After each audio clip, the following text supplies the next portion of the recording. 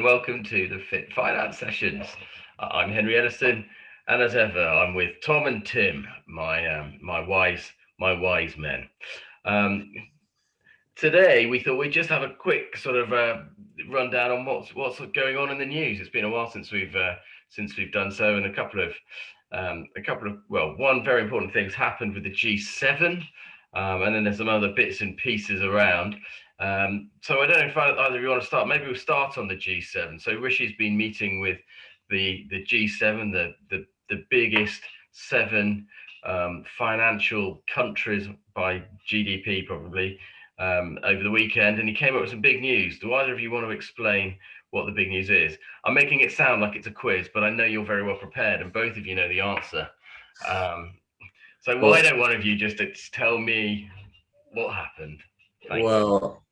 Yeah, hopefully we will get it right then. But I think they've agreed that global corporation rates will be a minimum of 15%. Now that might change over time, and it's probably going to take a few years to implement. But I think the idea is, rather than it be a rush to the bottom, whilst companies aren't allowed to collude on prices, obviously governments are, and effectively that's what they're doing. They're setting a floor at corporation tax to stop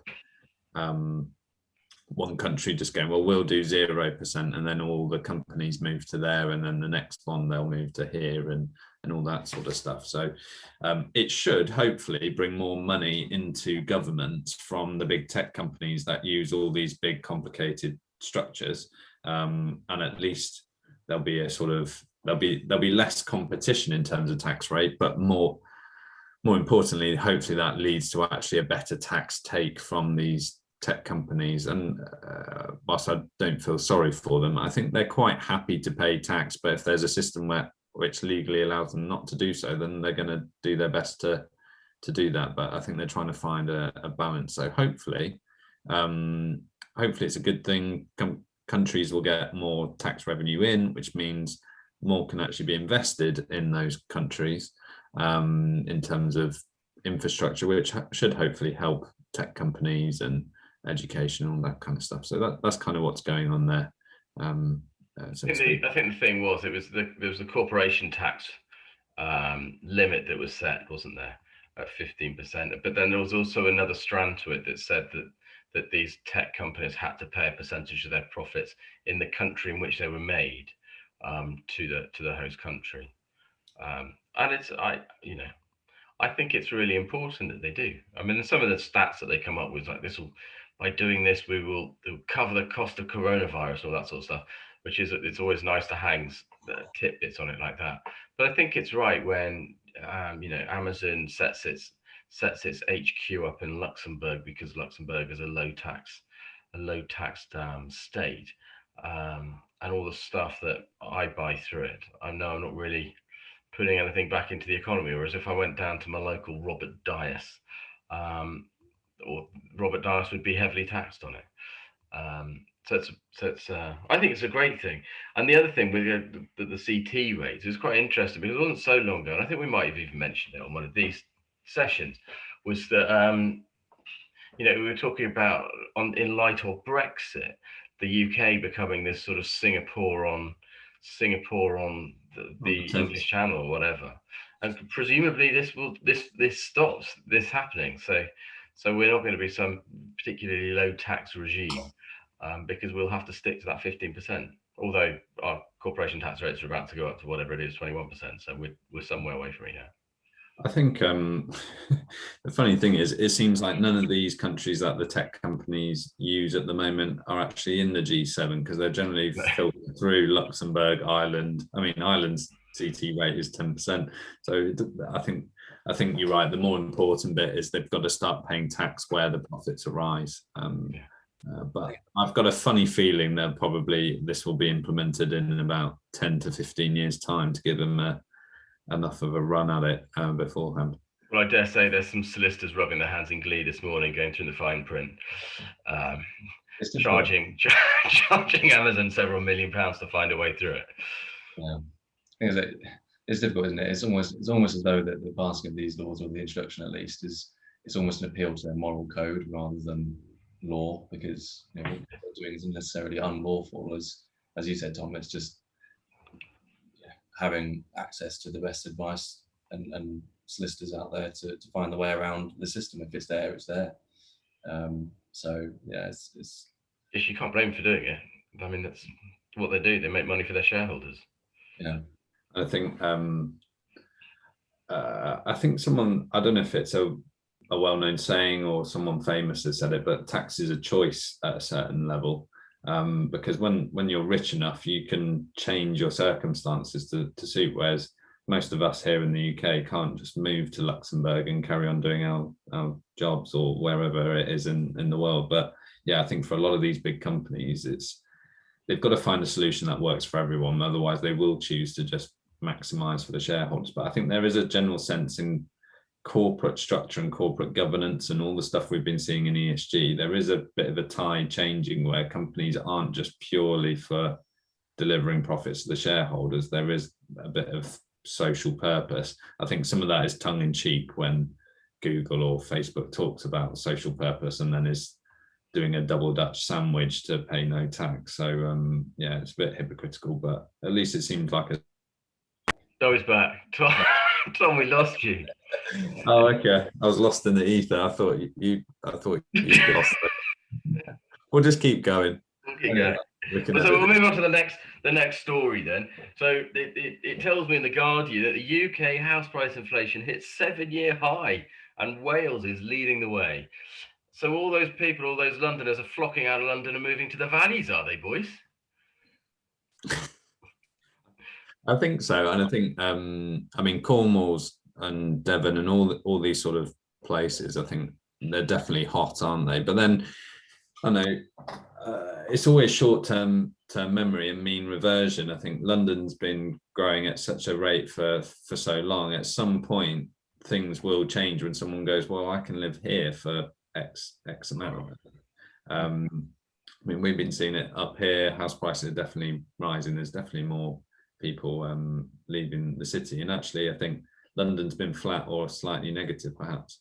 But I think, yeah, and it's there's an article here in the FT saying home movers have overtaken first-time buyers, and they're the ones driving the market. So there's definitely a sea change in terms of how people are living and where they're living. But I think you do need to think, yeah, whilst house price growth is great, it's also inflating the cost of living at the same time, which we've banged on enough about over the last few months. Yeah, no, quite. I think it's going to be really tricky, and it's a shame for those first-time buyers because they've just been introducing, I think Andrea was talking about it, wasn't she, these new 95% mortgages that are coming about and what have you. And there's clearly a huge government incentive to try to grow that market. But the reality is the only way in my mind that you see it really growing is by building a lot of houses. And probably we're still not even building houses at the level they need to be built at. And presumably for every year that goes by that we're not building houses at the right level, it means the next year we've got to build 2x houses, and the year after 3x.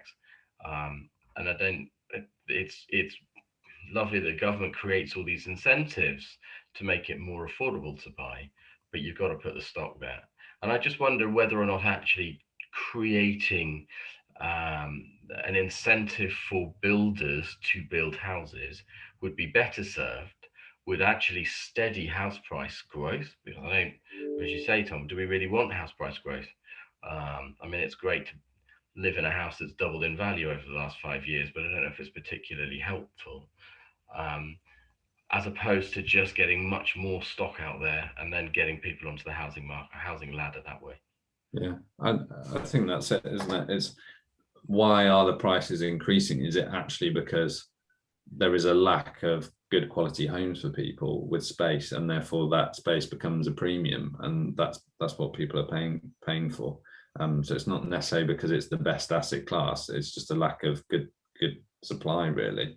But there's also another article about the demand for offset mortgages, and Andrea will tell you I love an offset mortgage, but I think it's right for lots of our sort of clientele. Is there's a historically low rate of money you can earn on savings. So having an offset and flexibility through the offset mortgage, I think more and more clients are open to doing that. And equally, if they're not moving, they're looking at home improvements, and offset mortgages give you a lot of flexibility of being able to do home improvements, not worrying about over repayments or taking money out of the house. So I think, yeah, it's not just people moving house as well. I think the whole, I wouldn't say DIY, it's not people building benches in their backyards, but I think there's a lot of home improvement going on and people adapting their current homes as well. I want to also argue that the two other reasons why, why are they going up? The two main reasons, one being obviously the stamp duty holiday and sort of taking or making hay while the sun shines type thing, but also just this general shift in people's attitudes, moving out of the cities, going towards the green areas because of COVID. Everybody's been working from home, etc. Don't need to be in the city centres and so on. All that stuff is relatively, in the grand scheme of things, short term, isn't it? In that at some point, all of those people will have moved out and spread themselves out over the country and be working through tech and whatever. So that's not going to last forever. So. And I think there'll be a drive back into the city before long, when people realise that they're a taxi ride away from their local pub and the cinemas are half-hour drive away, and they've got to put up with cow pats in the middle of the road when they leave for work in the morning.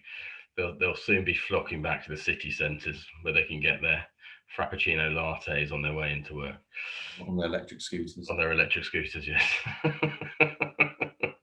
Yeah, and I think cities will change a little bit in how they operate, and in order, they've actually always been really good at attracting people and having all these fun things to do. And I think when those things aren't available to you, city isn't so fun. It's just a dirtier, smellier place to be. But I think once those things start to open up, people see the benefits. I was down in London this weekend, and you definitely remember the good things about being in the city and being around all of that stuff. So yeah, there's pros and cons to both. Well, we'll see. I'm quite happy in my small city. Serves me very well. Right, well, I think we'll wrap it up there. Thanks very much for joining us once again. Fingers crossed the sun shines until next Monday. And until then, goodbye.